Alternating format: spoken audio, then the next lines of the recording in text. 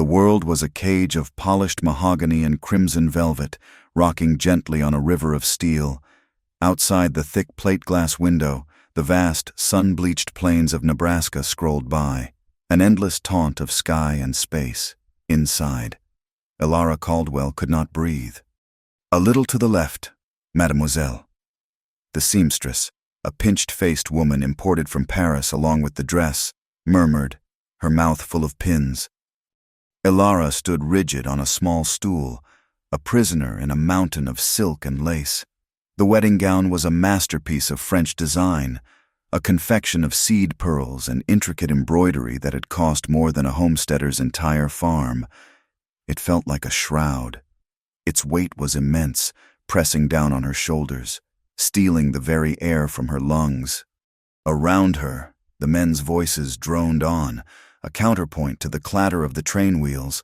Her father, Harrison Caldwell, a man whose ambition had been forged in the same foundries as his railroad tracks, swirled brandy in a crystal glass. His guest and soon-to-be business partner, a senator with a booming voice and sweat-sheened jowls, laughed at some shared joke. The topic, as always, was business. Land grants, water rights, the acquisition of another 1,000 acres from a stubborn farmer who refused to see the grand march of progress. Augustus has a fine head for this sort of thing, her father was saying, his voice thick with satisfaction. He sees the larger picture. With Thorne's land and our transportation, we will control every head of cattle from the Platte River to the Texas border. The name fell upon Elara like a physical blow. Augustus Thorne, the man she was being sold to. He was 40, a man carved from the same hard rock as the land he'd conquered, with eyes the color of a winter sky and a smile that never reached them. Twice her age, twice a widower, and 100 times more cruel than her father could ever imagine. In their brief, chaperoned meetings, he had looked at her not as a woman, but as a prize.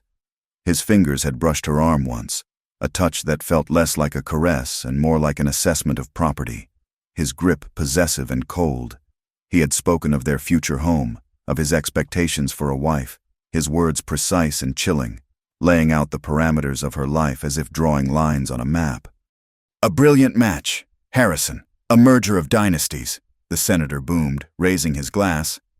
A merger, that is what she was, a piece of collateral in a business deal. The champagne they offered her tasted like ash in her mouth. She watched her reflection in the dark window, a pale, ghostly figure trapped within the opulent car, the endless, free land stretching out behind her. Her heart hammered against the corset that bound her ribs, a frantic bird beating against the bars of its cage. She was not a person.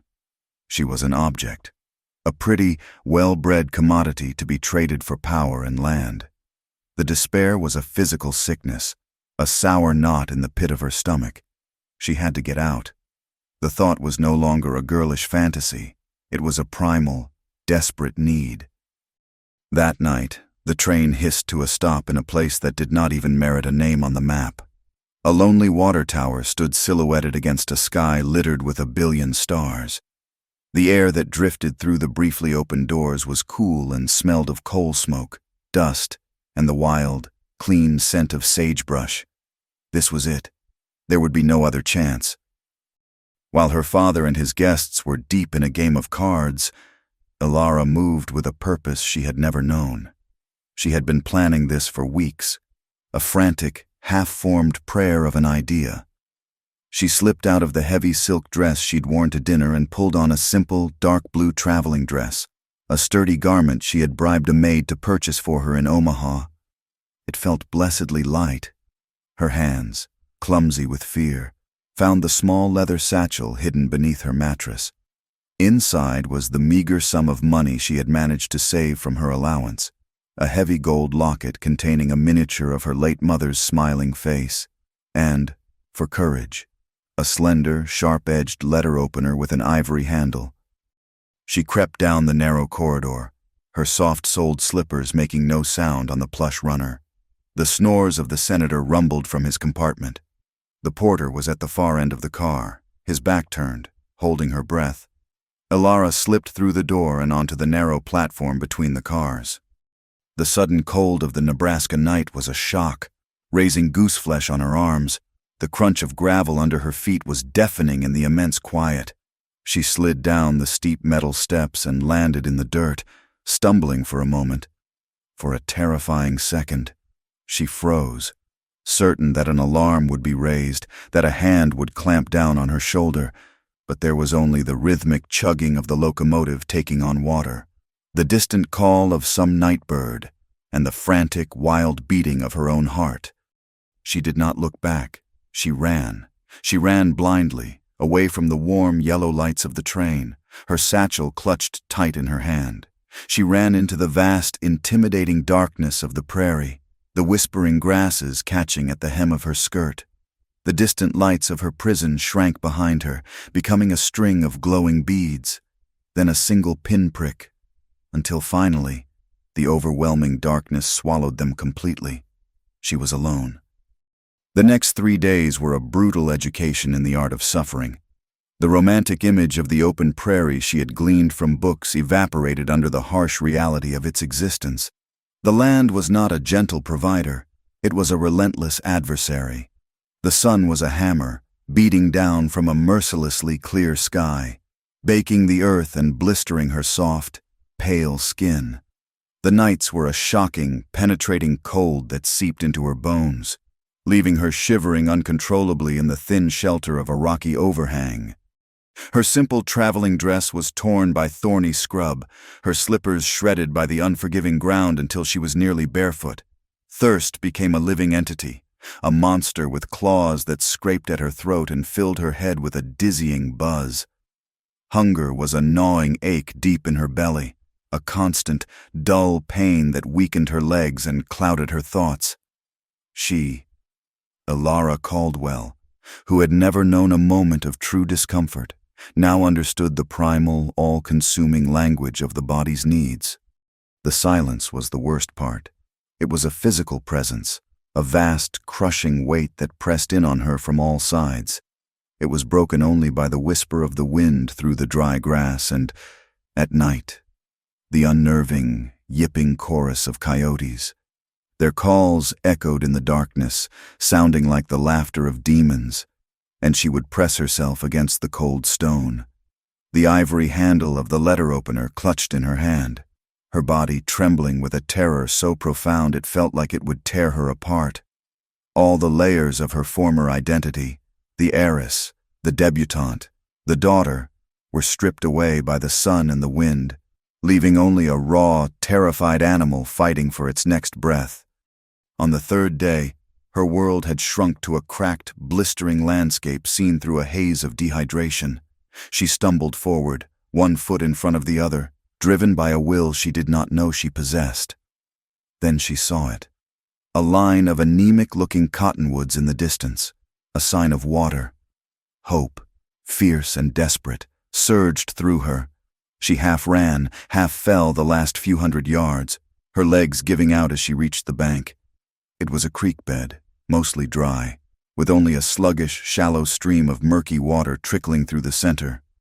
She fell to her knees in the mud and plunged her hands into the water, bringing the silty liquid to her cracked lips.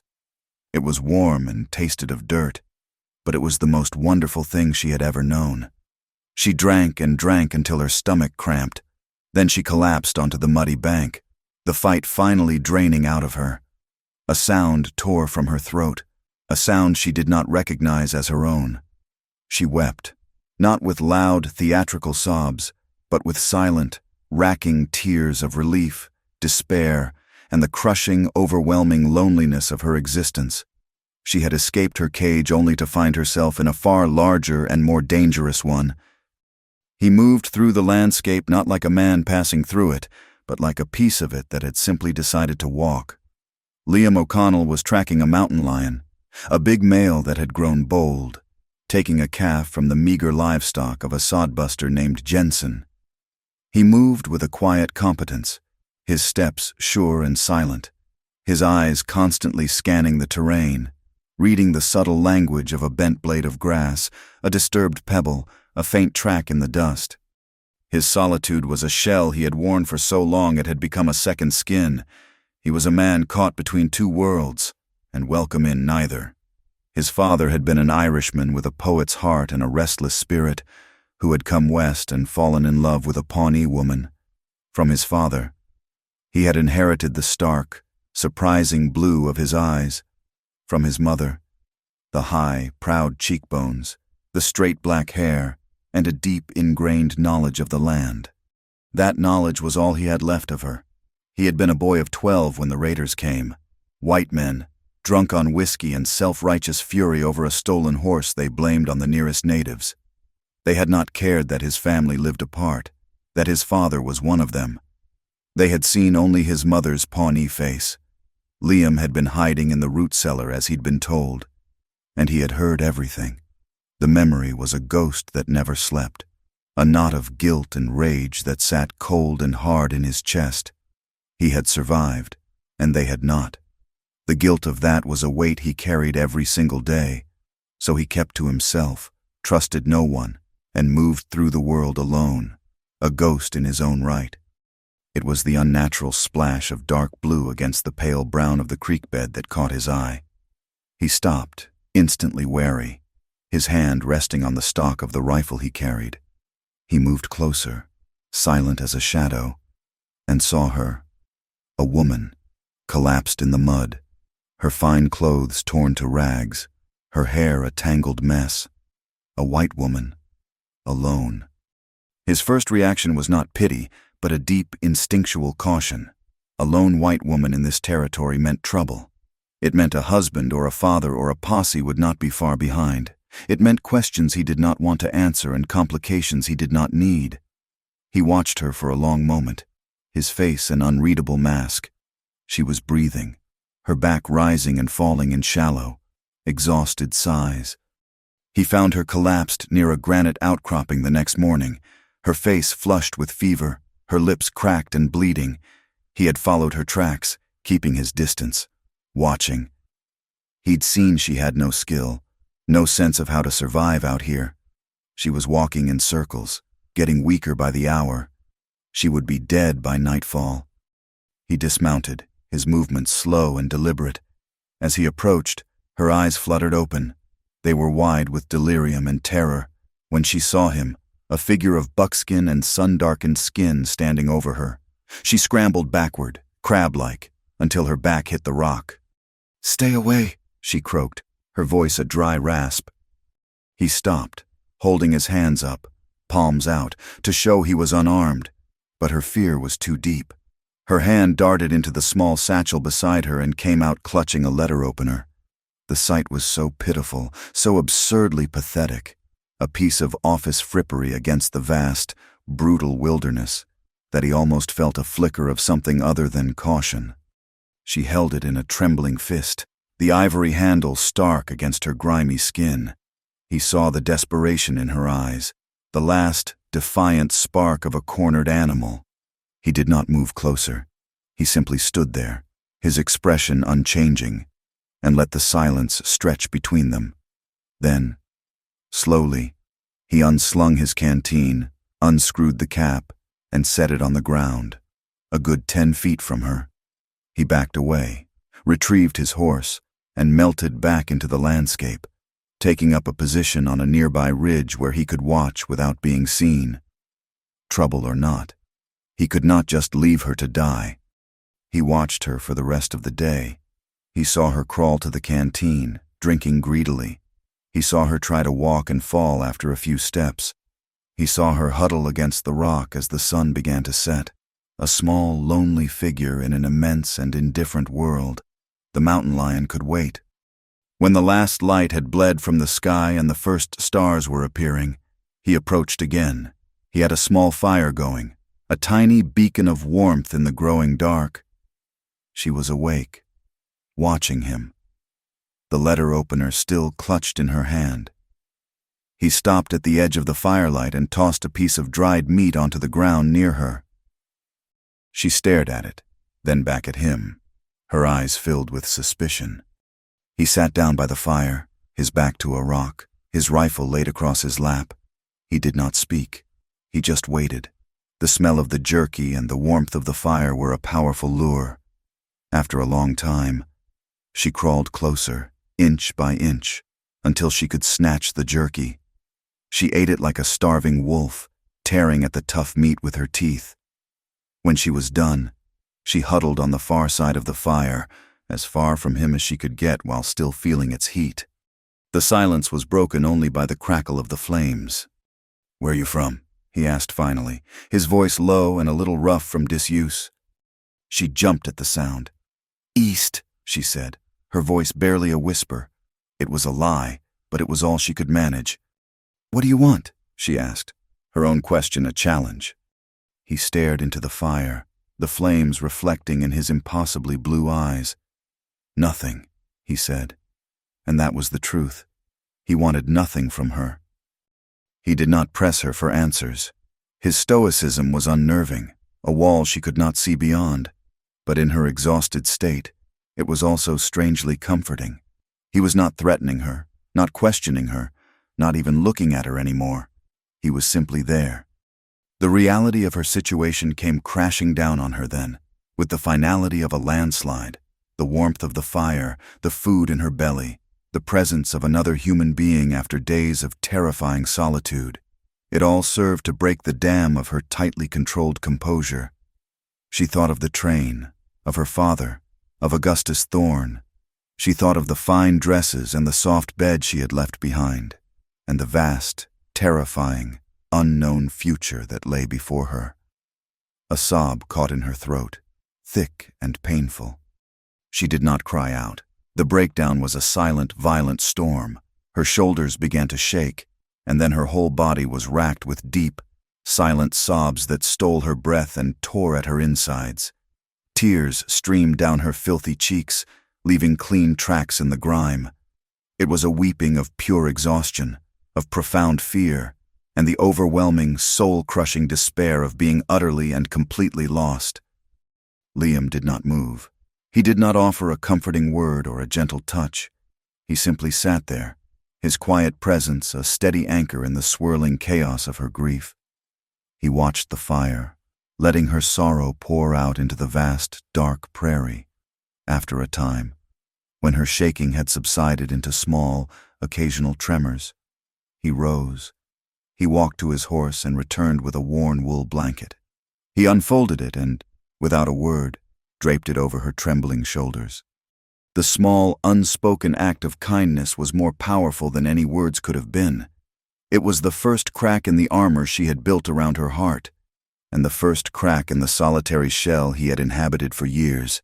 He returned to his spot by the fire, turning his gaze back to the flames. Ilara pulled the blanket tighter around her. It smelled of horse and wood smoke and leather, a scent as foreign and as real as the hard ground beneath her. She stared across the fire at the silent man who had saved her life, his face cast in shadow and light. They sat that way for a long time, two profoundly lonely souls thrown together by fate, sharing a small circle of light under a vast, star-filled sky, while somewhere out in the immense darkness, the world they had both run from was still searching. In the pale, uncertain light of dawn, Liam made his decision. He looked at the woman huddled by the dead ashes of the fire, the rough blanket dwarfing her slender frame.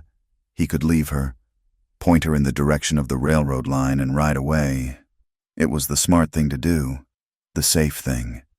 But he looked at the smudges of exhaustion under her eyes, the determined set of her jaw even in sleep, and he saw the flicker of the same stubborn will to live that had kept his own mother going.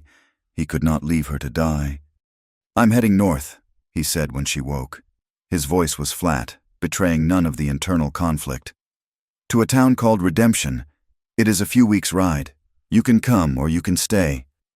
Ilara looked up at him, her gaze traveling over the vast, empty prairie that stretched in every direction.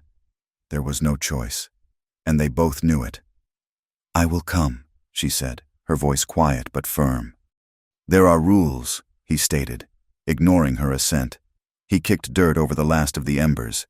"You do what I say. When I say it, you do not complain, and you learn to pull your own weight. I am not a nursemaid." And so their journey began. The dynamic between them was set. He was the harsh, unforgiving teacher, and she was the reluctant, desperate student. He found her a horse, a scrawny Mustang bought for a pittance from a passing hunter, and her first lesson was simply how to stay on it. She fell, more than once, her body hitting the hard-packed earth with a painful thud that knocked the wind from her. Each time, Liam would wait, his face impassive, until she hauled her bruised and aching body back into the saddle. He showed no sympathy, offered no comforting words. His silence was its own kind of instruction. The land does not care for your pain, so you must learn not to care for it either. He taught her the things that meant the difference between life and death. He showed her how to find water by watching the flight of birds and the growth of certain plants. He pointed out the fat, fleshy leaves of the yucca and the bitter roots of the wild onion. He made her drink from a muddy seep he dug with his bare hands, and she did so without complaint, the memory of her earlier thirst still a phantom clawing at her throat. He taught her how to move, how to make herself small and silent, to walk with a light step that left little trace. Ilara, stripped of every last shred of her pride, absorbed it all. She was clumsy, her movements awkward and uncertain, but she was a determined learner. Her soft hands, once accustomed to needlepoint and the cool ivory of piano keys, became raw, then calloused. Her muscles screamed with a deep, aching exhaustion she had never imagined possible. A day spent riding under the relentless sun was a trial by fire, leaving her dizzy and drained, but she never spoke a word of protest.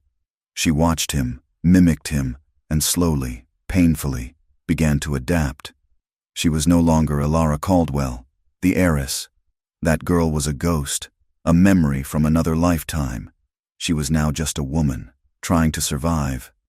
The landscape was their constant, formidable antagonist. They moved through treacherous badlands where the earth was cracked and broken into jagged spires of sun-baked clay. They crossed windswept plateaus where the wind never ceased its mournful cry, a lonely sound that scraped at the nerves. They navigated deep canyons carved by ancient rivers, their walls painted with stripes of red and ochre, silent witnesses to a time before man. One afternoon, the sky turned a bruised, sickly yellow. The air grew heavy and still. Liam stopped, his eyes on the horizon. "Storm," he said, the single word sharp with urgency. "We need shelter. Now." The first drops of rain were fat and cold, hitting the dry earth with audible splats. Within minutes, the deluge began. A violent, torrential thunderstorm exploded across the plains. Lightning tore the sky in jagged, white-hot slashes, followed instantly by claps of thunder so loud they seemed to shake the very foundations of the world. They rode hard, bent low against the wind and the driving rain, searching for any kind of refuge. Liam led them to a fissure in a rock face, a shallow cave barely deep enough to shelter them and the horses. They tumbled inside, soaked to the skin, while the storm raged outside. The sound was a constant, deafening roar, masking the world, creating a temporary bubble of isolation around them. The intimacy of the small space was immediate and uncomfortable. They had spent weeks maintaining a careful distance, and now they were trapped, shoulder to shoulder, in the dark. As night fell, the temperature plummeted. Ilara began to shiver, a deep, uncontrollable quaking that rattled her teeth. Her wet clothes clung to her like a second skin of ice. She wrapped her arms around herself, trying to still the tremors, but it was no use. In the dim light from the mouth of the cave, she could see Liam watching her.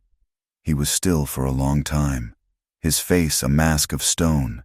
She saw a flicker of something in his eyes, a debate, a conflict. Then, with a quiet sigh that seemed to be pulled from the depths of his soul, he moved.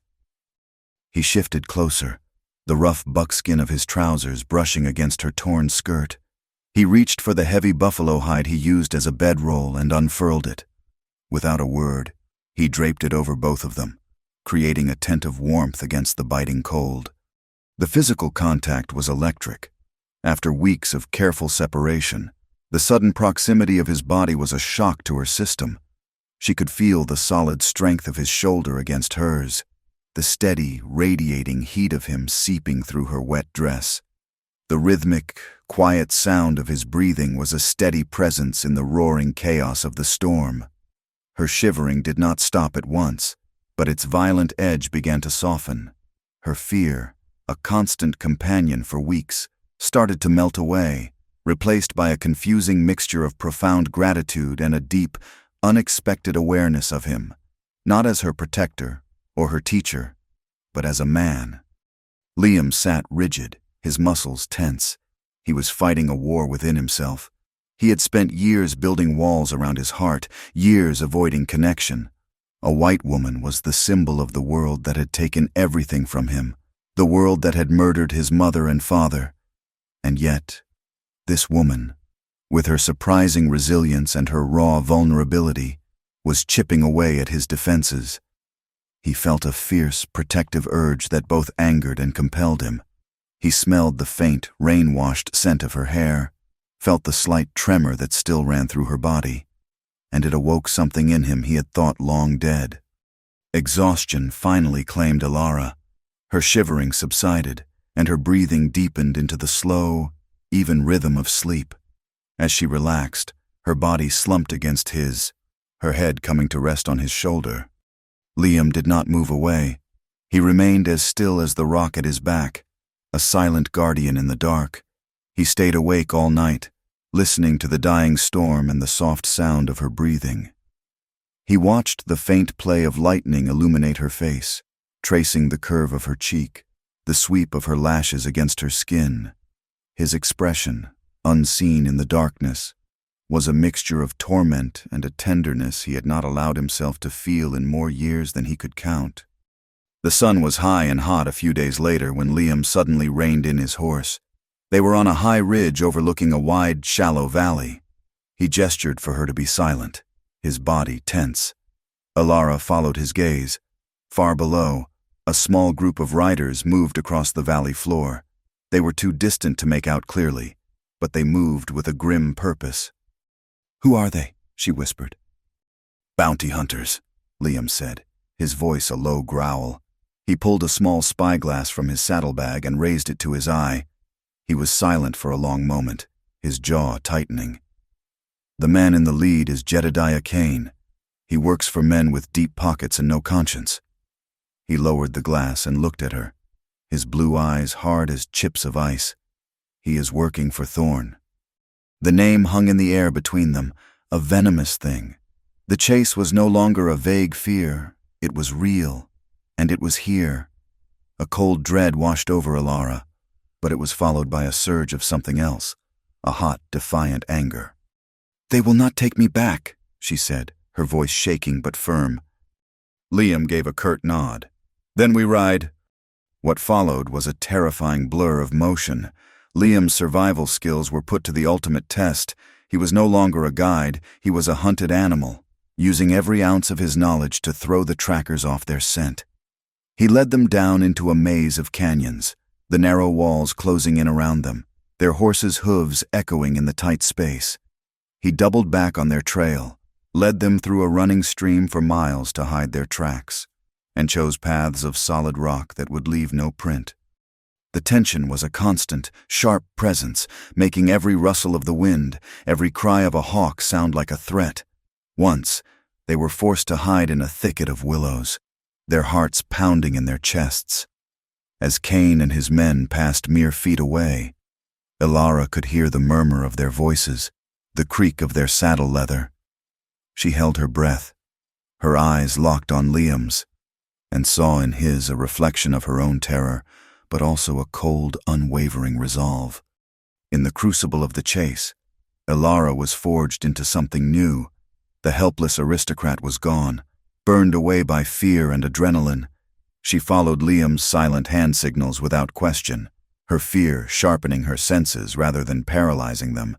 She learned to ride low and fast, to trust her horse, to become one with the frantic rhythm of the escape. The moment came in a narrow, rock-strewn gorge. They were riding at a full gallop when Alara's horse stumbled, its foreleg catching in a deep rut. The animal screamed and went down. Ilara was thrown, landing hard on her shoulder, the air knocked from her lungs. For a heart-stopping second, she lay stunned, the sound of the pursuing riders growing louder behind her. Liam did not hesitate. He wheeled his powerful buckskin around, circling back for her in a cloud of dust. He leaned down from the saddle, his arm outstretched. "Give me your hand," he yelled over the thunder of hooves. She scrambled to her feet and reached for him. His grip was like iron, with a strength that seemed impossible. He hauled her up behind him, settling her onto the horse's rump without ever breaking stride. They charged onward, now riding as one. Ilara wrapped her arms tightly around his waist, pressing her face against the hard muscle of his back. She could feel the frantic beating of his heart. Or perhaps it was her own, the shared danger, the raw physical closeness, the desperate fight for their lives. It created an explosive cocktail of emotions that forged a bond between them stronger than steel. They managed to finally lose the posse in the labyrinth of the Badlands as night fell. They had pushed themselves and the horse to the absolute limit. In the final, frantic scramble up a steep embankment, the horse lost its footing. Liam threw himself sideways to cushion Ilara's fall, and his legs slammed against the jagged edge of a rock. He cried out, a sharp, guttural sound of pain, but he got to his feet, pulling her with him into the shelter of a deep crevice. They had escaped. They found refuge in a place of ghosts, an abandoned sod homesteader's hut, dug into the side of a small hill, its roof collapsed, its single room open to the sky. It was a testament to some other family's failed dream, but it was shelter. Liam collapsed as soon as they were inside, his face pale and beaded with sweat. Ilara saw the blood then, a dark stain spreading across his buckskin trousers. There was a deep, ugly gash in his thigh, laid open to the bone. The roles were now completely reversed. He was the one who was helpless, and she was the one who had to be strong, drawing on a desperate instinct she did not know she possessed. She went to work. She tore a strip from her petticoat to make a bandage. She remembered the broad, silvery leaves of the sagebrush he had pointed out to her, telling her his mother used to crush them to clean wounds. She found some nearby, her hands shaking as she mashed them into a pulp with a stone. She cleaned the gash as gently as she could, her stomach churning at the sight, and bound it tightly. By the next day, the wound was inflamed and angry. A raging fever took hold of him. He thrashed in a state of delirium, his skin burning to the touch, his powerful body weakened and trembling. He muttered in a language she did not understand. Pawnee, she guessed, his words interspersed with English phrases that were sharp and full of pain. "The smoke! Mother, run! Get down!" Ilara tended to him with a fierce devotion. She fetched water from a nearby spring, dribbling it between his cracked lips. She kept a cool, damp cloth on his forehead. She sat with him through the long, dark night, listening, her heart breaking with every fragmented cry. Through the fevered haze of his delirium, she was finally seeing the true source of his solitude, the deep, unhealed wound he carried within him. She saw the terrified 12-year-old boy beneath the stoic, self-reliant man. This was his ghost, the memory of the raid, the massacre of his family. Late in the second night, his thrashing stopped. He grew quiet, and she thought he had fallen into a peaceful sleep. She leaned closer to check on him in the dim moonlight filtering through the broken roof. His eyes were open. They were lucid, clear, and filled with a pain so raw and unguarded it stole her breath. He looked at her, truly seeing her for the first time since the fever had taken him. His lips moved, and he whispered, his voice a dry rasp. "They're coming!" She thought he was still lost in the past, seeing the raiders who had destroyed his world. A wave of compassion washed over her, so powerful it felt like grief. She leaned close, her hand going to his forehead, gently stroking his sweat-damp hair. "No one is coming," she murmured, her voice soft and soothing. "It is all right. I am here. I will not leave you." His hand shot out and gripped hers. His touch was burning with fever, but his grip was filled with a desperate, startling strength. He held on to her as if she were the only solid thing in a world that was spinning apart. The fever broke like a thunderstorm, leaving a fragile quiet in its wake. In the days that followed, Liam slowly drifted back to the world of the living, and the entire dynamic between them shifted. The competent, unbreachable man who had led her through the wilderness was gone, replaced by someone utterly vulnerable, his strength stripped away by fever and injury. He was now dependent on her for everything, a position he had never allowed himself to be in with anyone. He would wake from a restless sleep to find her there, her expression a mixture of intense focus and a deep, quiet compassion as she cleaned his wound. The gash in his leg was healing, slowly, but the process was a painful, intimate ritual that they shared in the silence of the sod hut. He, who had never let anyone see him weak, was forced to lie still and accept her care. She made a thin, watery broth from a rabbit he taught her how to snare before his fever took him, and she would spoon it carefully into his mouth. He watched her, his gaze heavy-lidded but intent, as she sat by the fire in the evenings, her head bent in concentration, mending his torn buckskin shirt with a clumsy but determined needle. Her own clothes were in tatters, yet she tended to his first. To pass the long hours, she would read to him from the single worn book she had carried in her satchel. It was a small volume of Shakespeare's sonnets, a ridiculous object to have in this dirt-floored hovel, and the irony was not lost on either of them. Her voice, soft and cultured, filled the small space with words of love, beauty, and despair written centuries ago in a world impossibly distant from their own. "Shall I compare thee to a summer's day?" she would read, the firelight flickering on her face, and the beauty of the words in the face of their harsh reality was so profound it was almost painful. In this place of shared vulnerability, listening to poetry about timeless love, the last of their internal barriers crumbled into dust. He was no longer just a half-breed cowboy to her, and she was no longer just a white woman he was obligated to protect. They were simply Liam and Alara. One evening, his strength had mostly returned. The fever was a distant memory, and the wound in his leg had begun to knit, leaving a raw, red scar. They sat in a comfortable silence that had grown between them, the fire crackling, the vast prairie night outside a quiet presence. He reached out, his movements slow, and gently took her hand. She started, but did not pull away. He turned her hand over, his thumb tracing the pale, silvery line of a scar on her palm, a memento from her first desperate days of survival.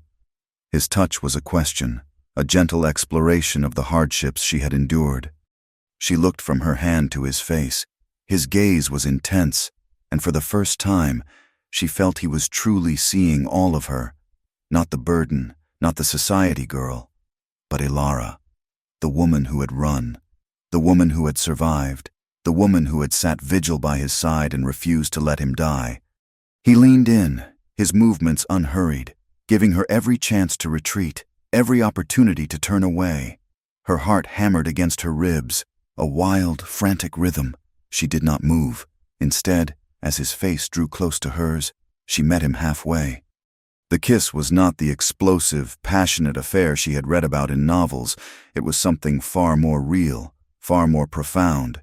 It was slow and deep, a hesitant exploration that tasted of wood smoke and a shared, desperate loneliness. It was filled with all the things they had never said, his gratitude for his life, her relief that he had lived, and a burgeoning, terrifying hope for a future she had never dared to imagine. It was a moment of pure, unadulterated connection, a quiet sanctuary found in the heart of the wilderness, a promise whispered without a single word. The town of redemption was not the haven they had hoped for. It clung to the side of a mountain like a desperate man on a ledge, a single dusty street carved from the rock, lined with a sad collection of clapboard buildings. It was a struggling mining town, populated by a mix of prospectors with hollow-eyed desperation, pious homesteaders with faces as hard as the land they worked, and townsfolk whose gazes were filled with a deep, abiding suspicion of any new face. Redemption was a place where secrets could not survive, and outsiders were judged before they even spoke. Their arrival caused an immediate, quiet stir. Heads turned as they rode down the main street. Ilara, despite her ragged clothes and the wild tangle of her hair, carried herself with an unconscious grace, and when she spoke to the man at the general store, her speech was refined and clear, marking her as an outsider of a different sort. But it was Liam who drew the most hostile stares. His mixed heritage was plain to see in the proud set of his jaw and the contrast of his dark hair and startling blue eyes. He was an anomaly, a man who fit no easy category, and in a town like Redemption, that was a dangerous thing to be. Whispers followed them like shadows, sharp and unwelcome. They attempted to build a life from the ashes of their old ones.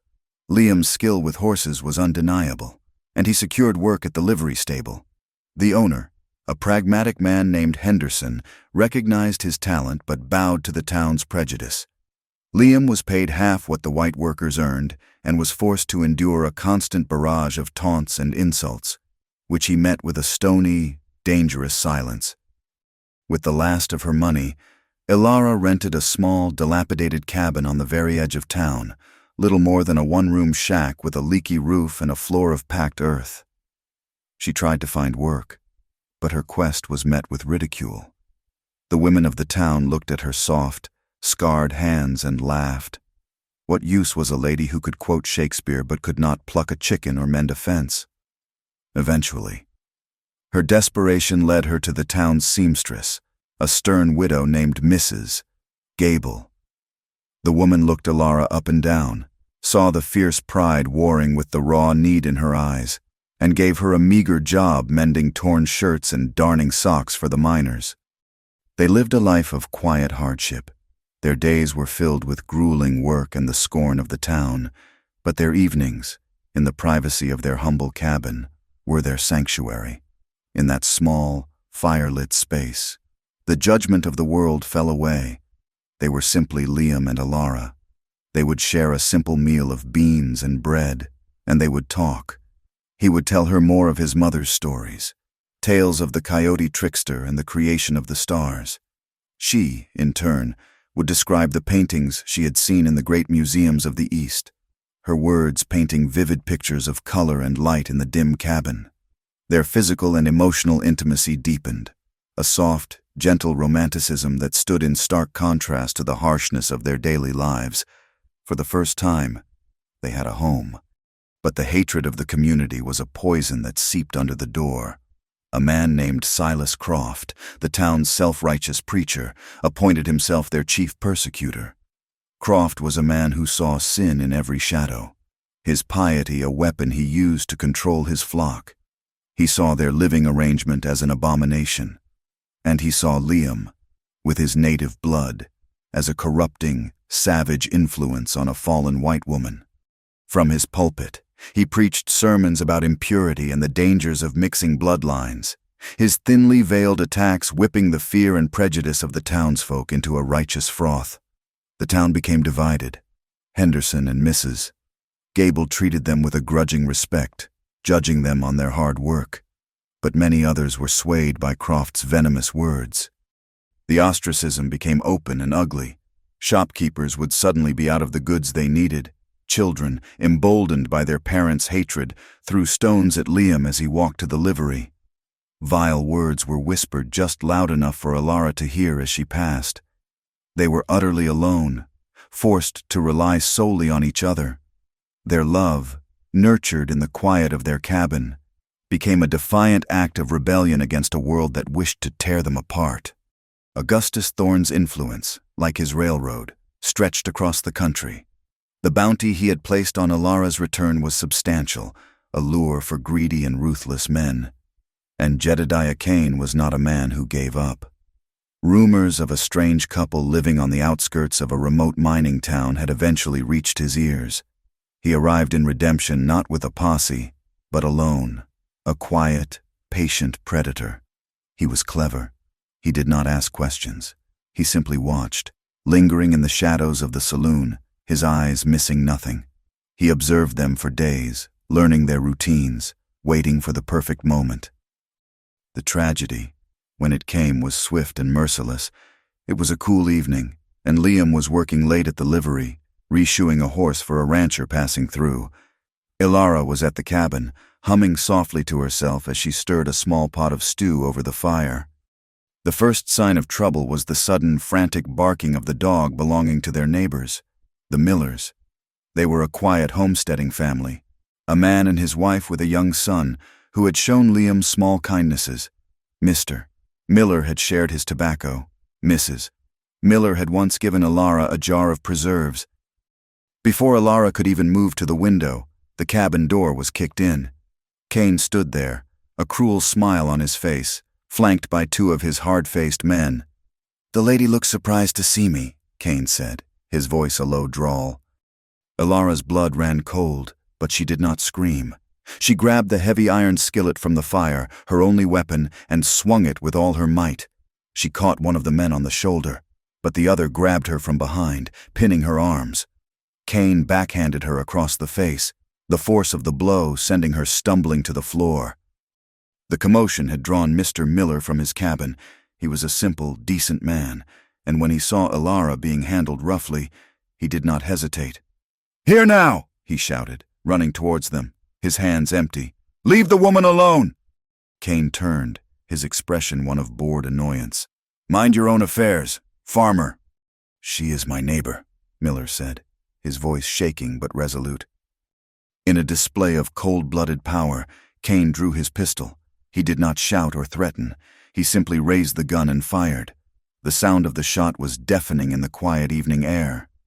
"Mr." Miller crumpled to the ground, a dark stain spreading across the front of his shirt. A high, piercing scream came from the Miller's cabin. "Mrs." Miller ran out, her face a mask of horror, her eyes fixed on her husband's still form. She ran towards him, but one of Kane's men moved to intercept her. He struck her down with the butt of his rifle, a single, brutal blow that silenced her scream forever. "Burn it," Kane said, gesturing to the Miller's cabin. "No witnesses." As his men doused the small home with oil, Kane grabbed a struggling, screaming Ilara, dragging her towards his horse. Liam heard the gunshot. A feeling of pure dread, cold and sharp, pierced through him. He dropped his tools and ran, his injured leg screaming in protest.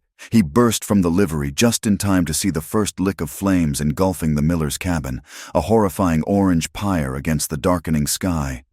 And then he saw them. He saw Kane dragging a fighting Ilara away, her cries tearing at his soul. "Ilara!" he roared, drawing the pistol he always carried. He was met with a volley of gunfire. A bullet tore through the sleeve of his shirt. Another slammed into the wooden post next to his head. As he raised his own weapon, a searing, white-hot pain exploded against his temple. The world tilted violently, the burning cabin and Ilara's horrified face spinning into a blur of darkness as a bullet grazed his head, knocking him unconscious before he even hit the ground. He woke to the smell of smoke and death. His head throbbed with an agony so intense it made him sick. He pushed himself up, dizzy and bleeding, his vision swimming. The sight that met his eyes would be burned into his memory forever. His neighbor's home was a roaring inferno against the night sky. Their bodies lay still and broken in the dirt. And Ilara was gone.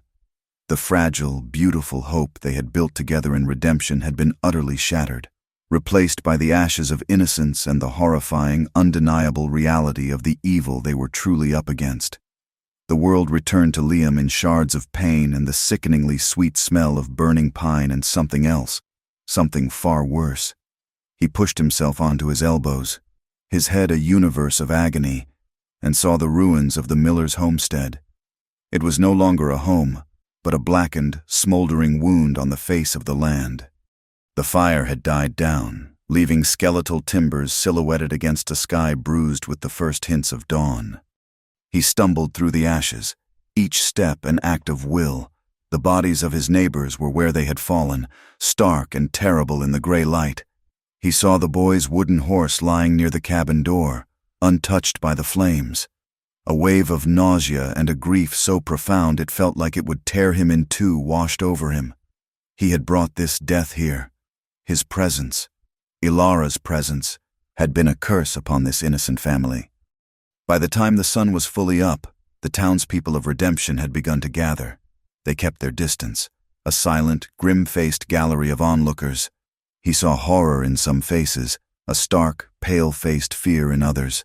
But on the faces of a few, he saw a grim, self-righteous satisfaction, a quiet affirmation that this was the inevitable result of sin.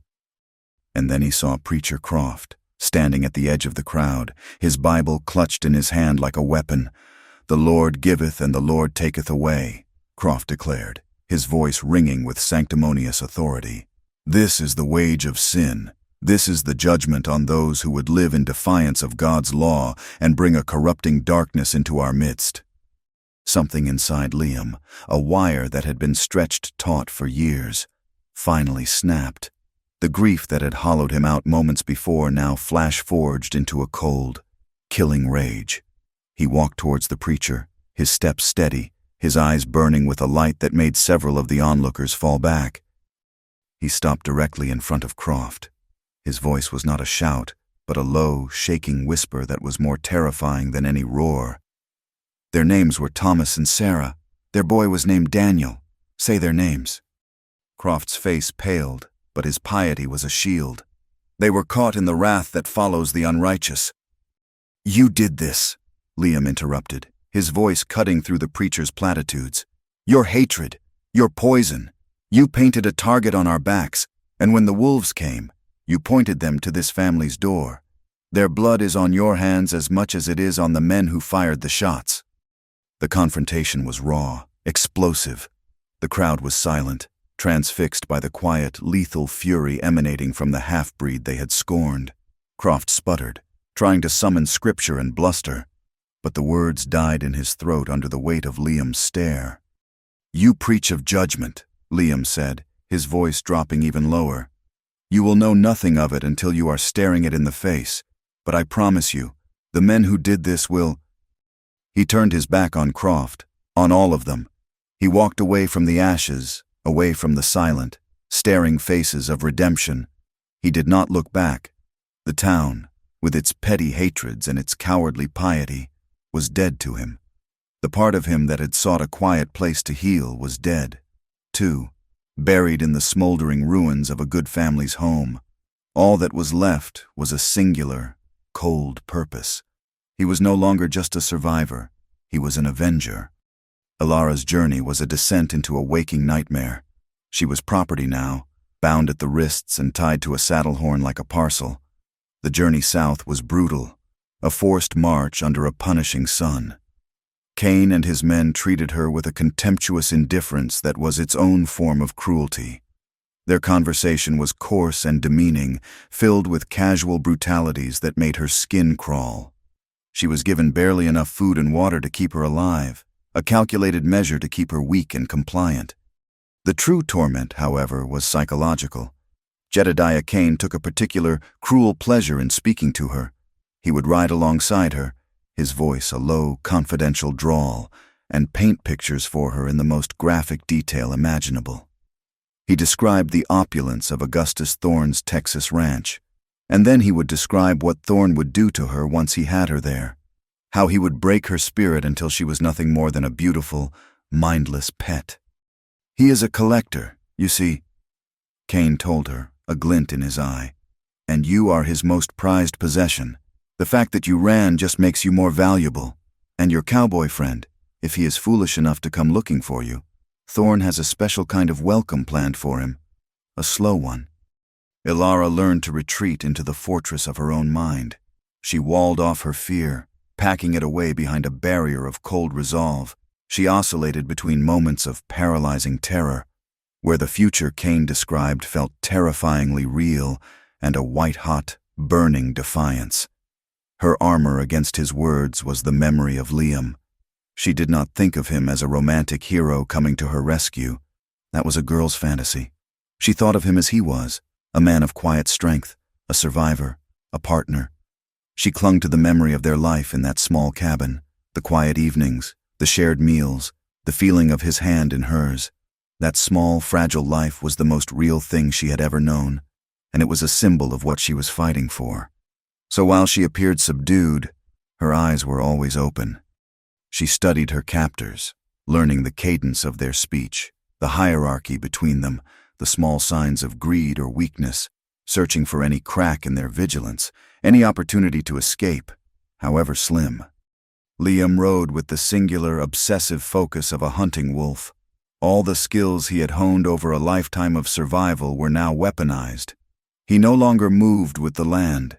He moved against it, conquering it, forcing it to yield the secrets of the trail. He was relentless, pushing his long-suffering horse to the brink of collapse and then pushing it further, sleeping only in brief, dream-haunted snatches, eating without tasting. The landscape was a mirror to his soul. He crossed jagged mountains where the rocks were sharp as broken glass. He rode through desolate salt flats where the sun bleached all color from the world, leaving only a shimmering, white emptiness. He passed through forests that were skeletal and dying, their gray, leafless branches reaching for the sky like the hands of the dead. The journey was a descent into the darkest parts of himself. The ghost of his past, the massacre of his family, rose up to walk beside him, its cold hand on his shoulder. His present grief merged with that old, unhealed trauma until they were one and the same. In his nightmares, he saw the flames of the miller's cabin, but it was his mother's face that looked out at him from the fire. He saw Cain dragging Alara away, but it was Alara's face that blended with his mother's, their cries of terror becoming a single, soul-shattering sound. Guilt was a constant companion, a venom that seeped into his bones. He had brought this horror upon them all. One evening, he stopped by a small, hidden spring. He knew he was still a day or so behind Cain's party. Here, in the fading light, he performed a solitary ritual for the dead. He built a small pyre of sage and sweetgrass, a tradition of his mother's people, to guide their spirits. And as the fragrant smoke curled into the evening sky, he spoke the old Gaelic words of mourning his father had taught him, a prayer for the souls of the departed. It was a somber, deeply personal moment, a hybrid ceremony for a hybrid man. He was mourning not just for the millers, but for all the innocents lost to the violence of this land, for his parents, for the boy he had been, and for the love he and Alara had barely had time to find. Hundreds of miles to the south, Augustus Thorne waited. His ranch in Texas was less a home and more a fortress, a massive stone and timber citadel that commanded a vast empire of cattle and land. He stood on his veranda, a glass of French brandy in his hand, and looked out over the empire he had built with his own 2 hands and the blood of other men. He was not a simple brute. He was a man of immense intelligence and refined tastes. His home was filled with art from Europe, his library with first editions bound in fine leather, and he was utterly sociopathic. He viewed the world and everyone in it with a cold, dispassionate calculus. People were not friends or enemies. They were either tools to be used or obstacles to be removed. Alara was the most beautiful tool he had ever acquired. He did not love her. He did not even understand the concept. He desired to possess her, her beauty, her breeding, her connection to the powerful Caldwell Railroad. She was the final, perfect piece in his collection. Her escape was not a heartbreak. It was an infuriating, intolerable insult to his power. It was as if a prized painting had inexplicably walked off his wall. "Everything is prepared for her arrival, sir," his foreman said, standing a respectful distance away. "And the doctor I sent for?" Thorne asked, not turning his gaze from the horizon. "He is waiting in town, as instructed." "Good," Thorne said. "I want her rested and calm for the wedding. I will not have any more disruptions." His voice was smooth, cultured, and completely devoid of any human warmth. He was a man meticulously planning the breaking of a beautiful wild horse, and he would enjoy every moment of it. The trading post was a festering sore on the edge of the territories, a corrupt, isolated collection of adobe buildings populated by drunkards, thieves, and men on the run. Cain and his men stopped there for whiskey and supplies. It was here, in this pit of despair, that Alara saw her chance. For days she had listened to 2 of Cain's men, a burly, dull-witted man named Harlan and a younger, nervous one named Pete. They argued constantly about their share of the bounty, using the wits she had sharpened over the past months. Ilara played on their greed. In a moment when Cain was inside the main building, she whispered to Pete, her voice a conspiratorial hiss, that she had heard Cain telling the others he planned to cut Pete's share for losing a supply bag earlier. The lie was a perfectly placed seed of discord. A few minutes later, fueled by cheap whiskey, Pete confronted Harlan, accusing him of conspiring with Cain against him. The argument quickly escalated into a clumsy, brutal fistfight in the dusty street. While the other men were distracted, laughing and placing bets on the outcome, Ilara acted. Her hands were bound in front of her. With a surge of adrenaline, she brought her wrists up and slammed the knot of the rope down onto a sharp, broken piece of a crate she had noticed earlier.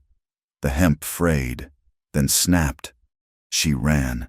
It was a desperate, hopeless dash for the open country behind the trading post, but she did not get far before a powerful hand grabbed her by the hair and yanked her backward. It was one of Cain's other men. As he spun her around, she drove the sharp shard of glass she had palmed from the broken crate into his arm. He howled in pain and rage, and then the world exploded in a flash of light as another man struck her from behind. Her recapture was brutal. Cain, his face a mask of cold fury at her defiance, dragged her back into the center of the yard. His punishment was swift and severe, a lesson for her and for his men. It was a dark, terrifying moment that seemed to stretch into eternity. When it was over, she was left a broken, bleeding heap in the dirt, the laughter of the men a distant, cruel sound. For a moment, as she lay there, every bone in her body aching, her spirit felt as bruised and battered as her skin. All hope deserted her, leaving only a vast, empty darkness. Liam found the trading post a day later. He rode in cautiously, his senses on high alert. He saw the bloodstains in the dust and knew there had been a fight. He spoke to the toothless old man running the post, his questions quiet and laced with a menace that made the old man talk. He learned that Cain's party had been there, that the woman with them had tried to run, and that they had ridden out that morning, heading south. As he was about to leave, Liam saw it, a small, torn piece of dark blue fabric caught on a splintered post. It was from her dress. His heart seized in his chest. He dismounted and picked it up. It was stained with a dark, brownish patch of dried blood. For a moment, his legendary resolve shattered. The strength that had carried him across hundreds of miles of brutal country evaporated, leaving him hollow and weak. He sank to his knees in the dust, the bloody scrap of fabric clutched in his hand. He was too late. The thought was a physical blow, knocking the air from his lungs. She was dead, or worse. The weight of it all, the Millers, his parents, Ilara, came crashing down on him. A dry, ragged sob tore from his throat, a sound of grief so profound it was almost silent. He was alone, and he had failed everyone he had ever cared for. He stayed that way for a long time, a statue of despair in the dying light. Then, as his fingers tightened around the piece of fabric, he felt something else inside it, something small and brittle. He carefully opened his fist. Clutched in the folds of the cloth was a single, dry wildflower. He recognized it instantly. On their journey, he had pointed it out to her, growing from a crack in a rock, its tiny purple petals a small miracle in the harsh landscape. He had told her its Pawnee name, and that it meant, the one who endures. It was a message from the depths of hell. She was alive, and she was still fighting. The small, fragile symbol of her resilience was like a lightning strike to his soul. The overwhelming grief did not disappear, but it transformed. It crystallized, hardening into a resolve as cold and sharp as forged steel. He was no longer just a man hunting another. He was coming to reclaim his life. He was coming to reclaim their future. He rose slowly to his feet, the wildflower clutched protectively in his fist, its meaning a fire in his heart. His eyes, clear now of despair, were fixed on the trail that led south. He was a man who had been dragged to the bottom of the abyss and had found a reason to climb back out. He was a man reforged. The cold rage that had fueled Liam across the desolate plains had burned down to a hard, sharp point of clarity. He had tracked Kane's party to the edge of Texas, watching them deliver Alara to the sprawling, fortress-like ranch of Augustus Thorne. He had seen the number of armed men, the high walls, the cold efficiency of the place. A direct, one-man assault would not be vengeance. It would be suicide, and it would accomplish nothing. Vengeance needed a plan. Grief had made him an avenger, but survival had taught him to be a hunter, and a hunter needed patience. He turned his horse away from Thorne's empire and rode for the border. He found what he was looking for in a town called Perdition, a lawless, chaotic settlement that festered in the disputed territory between Texas and the plains. It was a refuge for outcasts, a place where a man's past was his own business and his survival depended on his wits and the speed of his draw.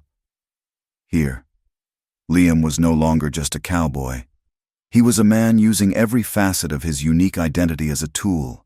His quiet watchfulness, learned from his mother, allowed him to listen and observe. His Irish blue eyes allowed him to move in certain circles, and his Pawnee features and language opened doors to others. He sought out the marginalized, dispossessed natives whose tribal lands had been swallowed by Thorne's greed, disgruntled miners cheated by Thorne's monopolies, and all the other ghosts living on the fringes of a society that had cast them out. They all shared a common enemy. His quest for justice led him to a man who looked like he was carved from salt and bitterness. His name was Silas, a cynical, aging gunfighter who nursed a bottle of cheap whiskey in the corner of the town's dirtiest cantina. Liam had been told that Silas was once a respected Texas Ranger, until he had made the mistake of trying to bring a legitimate charge against a powerful man for land fraud. That man had been Augustus Thorne. Silas had lost his badge, his reputation, and his purpose. All he had left was a simmering hatred and an intimate knowledge of Thorne's operations. "Thorne," Silas rasped, after Liam had sat with him in silence for an hour. "You are either very brave or very stupid to say that name aloud in a place like this. Which is it?" "I am the man who is going to kill him," Liam said, his voice quiet and devoid of any boastfulness. It was a simple statement of fact. Through Silas, he met Maria. She was a fiery Mexican woman with eyes that held both the memory of profound tragedy and the promise of fierce retribution. Thorne had stolen her family's ancestral land, diverting their water source until their crops withered and they were forced to sell for pennies on the dollar, leaving them destitute. Her father had died of a broken heart. Now, Maria was the de facto leader of a small, desperate community of displaced families who lived in the canyons outside of Perdition. They had nothing left to lose and a burning desire to see Thorne fall. These were not heroes. They were broken, desperate people, survivors of a war they had already lost. Liam, with his quiet intensity and his clear, unwavering purpose, became their reluctant leader. He did not offer them promises of riches or power. He stood before them in the firelight of their hidden camp and spoke of something else. "He has taken from all of us," Liam said, his gaze moving over their weary faces, "your land, your families, your futures. I am not offering you money. I am offering you the chance to take something back. I am offering you justice." Justice. The word resonated in the deep, hollow places their grief had carved out. It was a concept that had more value to them than gold. They agreed to help. Ilara's world had become a gilded cage. Thorne's ranch was opulent, a sprawling mansion filled with polished furniture, thick carpets, and fine art.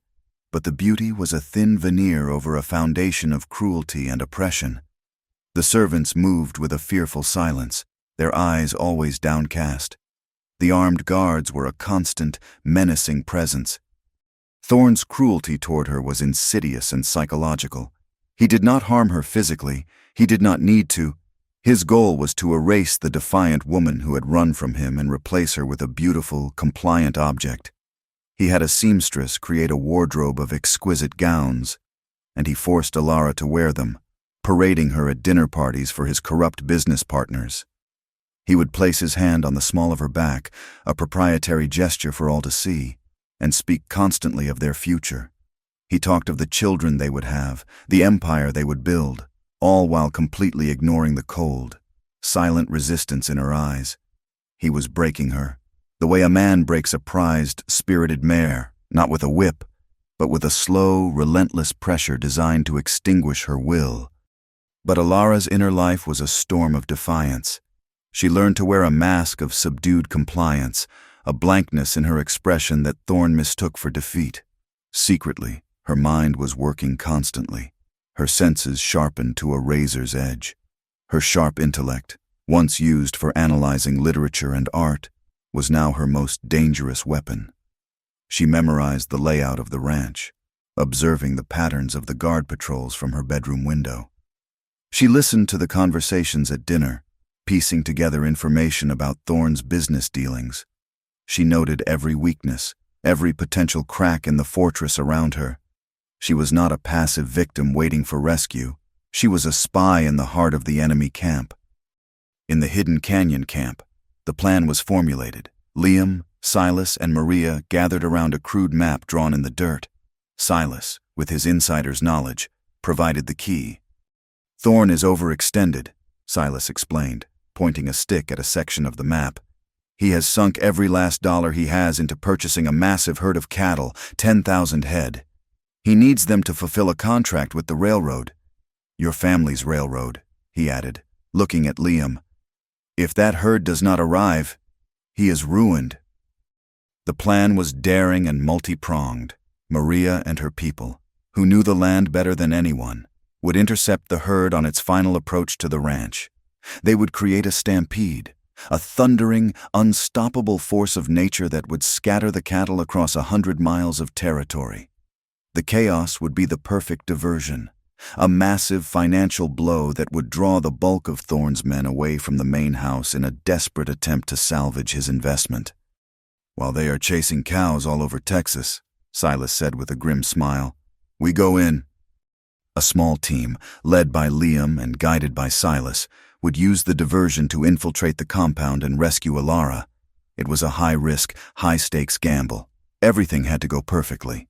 The timing had to be precise. One mistake, one alarm raised too early, and they would all be killed. Liam knew he had to get a message to Alara. She needed to know he was coming. She needed to have hope, and he needed her to be ready. The risk was enormous, but it was necessary. Maria provided the means. She had a nephew, a young boy named Miguel, who was small and quick and worked in the vast kitchens of the ranch, a face so insignificant that he was essentially invisible to Thorn's men. Liam spent an entire evening carefully carving a piece of cottonwood. It was not a letter, which could be found and read. It was a small, intricately carved bird, a perfect replica of a whippoorwill he had once pointed out to Alara on their journey. He worked in silence, his knife moving with a lover's care, pouring all of his hope, all of his longing, into the tiny wooden figure. When he was finished, he took the small, pressed wildflower he had carried from the trading post, the fragile symbol of her endurance, and carefully tucked it into a tiny slit he had made under the bird's wing. Miguel, his heart pounding with a mixture of terror and pride, smuggled the bird into the mansion, hiding it in a basket of laundry that was delivered to Alara's chambers. Alara found it that night. She was sitting by the window, a silent prisoner in a gown of emerald silk, when she saw the small, familiar shape tucked between the folds of a linen sheet. Her breath caught in her throat. Her hands trembled as she picked it up. It was him. It was a piece of him, a piece of their life, a tangible object from a world she had thought was lost to her forever.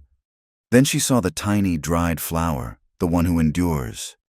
The carefully constructed dam of her composure broke.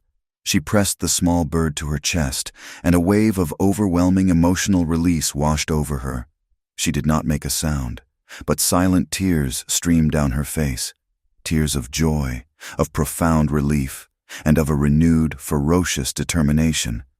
In the suffocating confines of her prison, this small, carved object was a beacon in the darkness. It was a promise. He was alive. He was coming. The connection between them, stretched thin across miles of hostile territory, was reaffirmed with an explosive, silent force. The terror she had been holding at bay was replaced by a cold, hard resolve. She was ready. The night of the attack was moonless, the sky a blanket of black velvet, miles from the ranch. Maria and her people, moving like shadows, set their plan in motion. With blood-curdling yells and the crack of whips, they descended upon the massive, sleeping cattle herd. The result was instantaneous and cataclysmic. 10,000 head of cattle surged to their feet as one, their lowing turning into a roar of panic. The stampede began, a thundering, earth-shaking wave of flesh and horn that crashed through the night. The sound reached the ranch like the roll of distant thunder, growing rapidly into a deafening roar. Alarms were sounded. Men shouted in confusion and panic. Thorne himself appeared on the veranda, his face a mask of fury as he understood what was happening. He ordered every available man out to try and contain the disaster, to save his investment. The main compound, moments before a heavily guarded fortress, emptied out as dozens of riders galloped frantically into the night, chasing the sound of their boss's financial ruin. Under the cover of the chaos, Liam and Silas moved. They breached the outer wall at a weak point Silas remembered, taking out the two remaining sentries with silent, deadly efficiency. The infiltration of the main house was a journey through a labyrinth of shadows and suspense. They moved down corridors lined with the soulless eyes of portraits of Thorne's ancestors, their soft-soled boots making no sound on the marble floors. Liam moved with the deadly grace of a predator, his pistol in his hand, his entire being focused on a single, all-consuming goal, reaching Ilara. They took down another guard in the main hall, Silas using the hilt of his knife in a practiced, brutal motion. They navigated the grand staircase, the sounds of the distant stampede and the shouting of the few remaining staff, a chaotic symphony that covered their advance. Finally, they reached the upstairs corridor, a long hallway of closed doors. Silas pointed to the last one on the right, her chambers. Liam's heart was a frantic drum against his ribs. He flattened himself against the wall, pistol raised, his breath coming in short, sharp bursts. He could hear a voice from within the room, Thorne's voice, cool, arrogant, and angry. He was in there with her. The fight for their survival, for their future, was on the other side of that door, and it was about to reach its violent, bloody climax. There was no time for a plan, no time for anything but instinct. With a single, powerful kick, Liam splintered the ornate wooden door and burst into the room. The scene within was a twisted tableau. Augustus Thorne, his face a mask of arrogant fury at the intrusion, stood behind Ilara, his arm clamped around her throat, a small derringer pressed to her temple.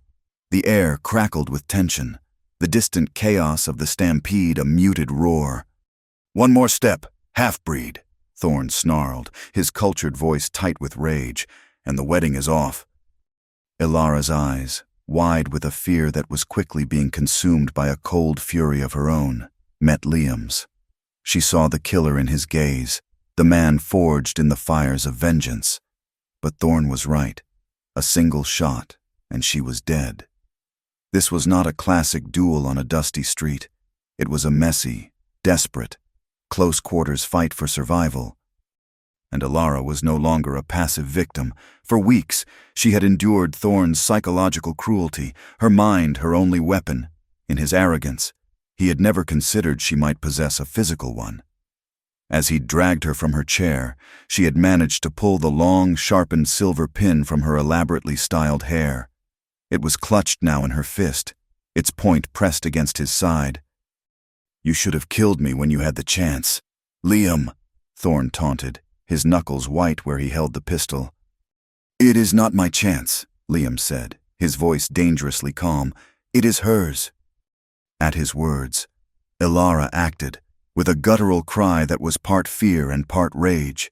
She drove the silver pin deep into the soft flesh of Thorne's thigh. He roared in pain and shock, his grip on her faltering for a single, critical second. His arm loosened, the derringer wavering. It was the only opening Liam needed. He lunged forward, not at Thorne, but at Ilara, shoving her hard to the side.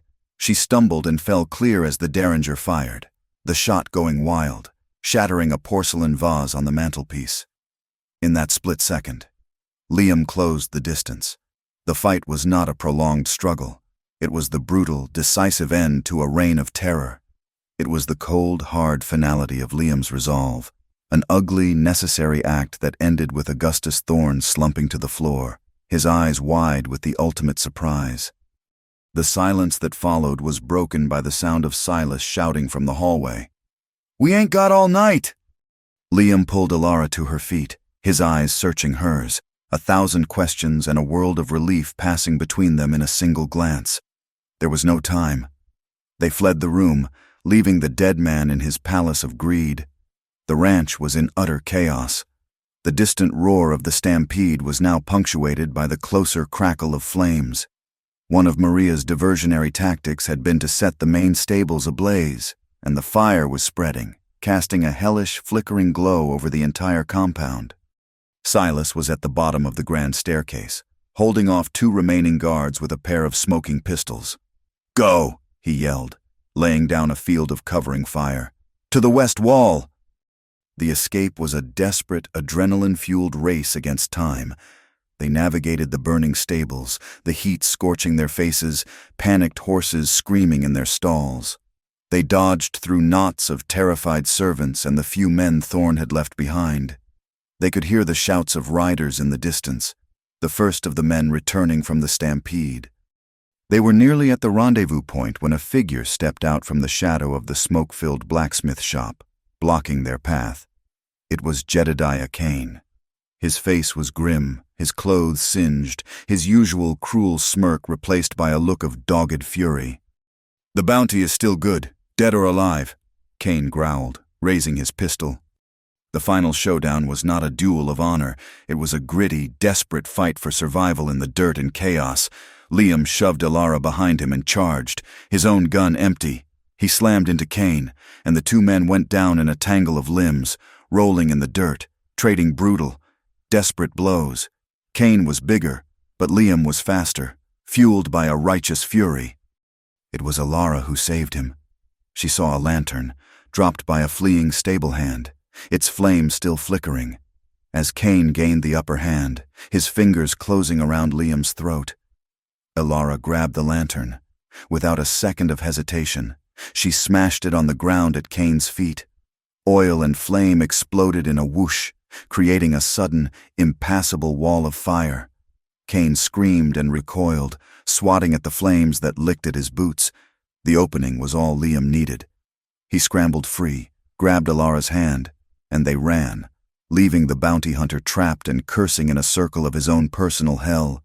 It was a testament to all they had endured, a perfect, unspoken display of how they had learned to fight together, relying on each other's strengths to survive.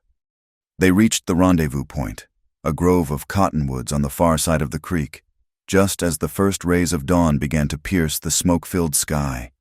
Maria and Silas were there, holding the reins of 4 fresh horses, away from the chaos, in the quiet, pre-dawn light. Liam and Alara finally had their true reunion. It was not a moment filled with grand declarations or tearful speeches. It was a raw, desperate, physical need to reconnect, to confirm that this was real, that they were both alive and together. He turned to her, his face bruised and smoke-stained, and pulled her into his arms. The kiss was not gentle. It was fierce and hungry, a collision of relief and longing that had been held captive for weeks.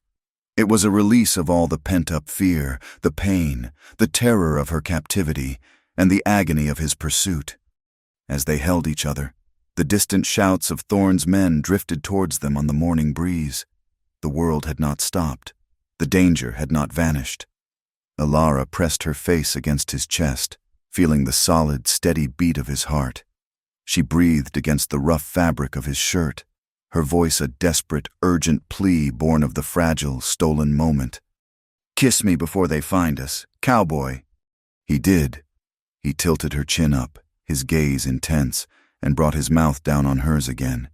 It was a deep, possessive kiss, a brand of ownership not of property, but of souls. It was a promise of protection and a prayer for a future that was still very much in doubt. They did not ride off into a perfect sunset. Their new life began with a hard and necessary parting of ways. Silas, his long-held score with Thorne finally settled, tipped his hat.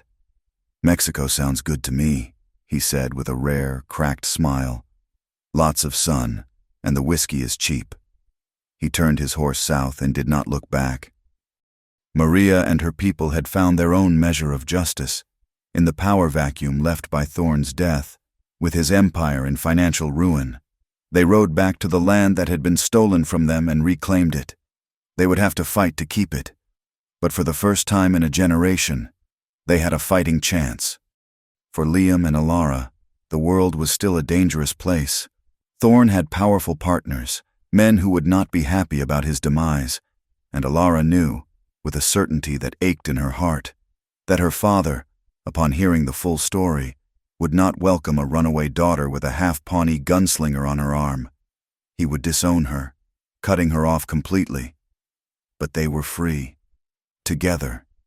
They turned their horses north, towards the wild, open territories of Montana or Wyoming, a place so vast and untamed they could disappear, a place where they could build a life on their own terms, far from the blood-soaked soil of their pasts. Months later, the final scene of their frantic escape had faded into the quiet rhythm of a new beginning. They had found their sanctuary in a remote mountain valley, a place of breathtaking, wild beauty. They had built a small, sturdy cabin with their own hands, nestled in a stand of aspen trees by a clear, rushing stream. The landscape that had once been their antagonist was now their home. They fell into the easy rhythm of a shared life. They worked together from sunup to sundown, their movements synchronized, often communicating with no more than a glance. He taught her the things his mother had taught him, how to read the clouds, how to track a deer, the Pawnee names for the constellations that wheeled across the pristine night sky. In the evenings, by the warm glow of the firelight, she would read to him from her worn book of sonnets, her voice a soft melody in the vast, quiet wilderness. The scars of their past remained. They were there in the deep silences that sometimes fell over Liam as he stared into the fire, his mind 1,000 miles away, back in a burning homestead. They were there in the way Alara sometimes woke in the night from a nightmare, her heart pounding with the ghost of a remembered fear, reaching for him in the dark. But these tragedies were no longer solitary burdens. They were part of their shared history, the dark, fertile soil from which their love had grown, its roots deep and strong. Their love was not a magical cure for their trauma, but it was a source of profound, quiet strength, a daily act of healing. The story concludes one evening at dusk. They were standing just outside their cabin, leaning against the rough-hewn porch rail, looking out as the setting sun painted the valley in hues of gold and rose. There was a sense of hard-won peace, a stillness that was not empty, but full. The air was clean and cold, and the only sounds were the murmur of the creek and the sigh of the wind in the pines. There were no more pursuers, no more running.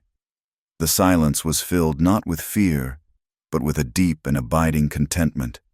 Alara rested her head on Liam's shoulder, her body fitting against his as if she were made for it. He quietly took her hand, his calloused, capable fingers lacing with hers. "Alara," he said, his voice a low murmur.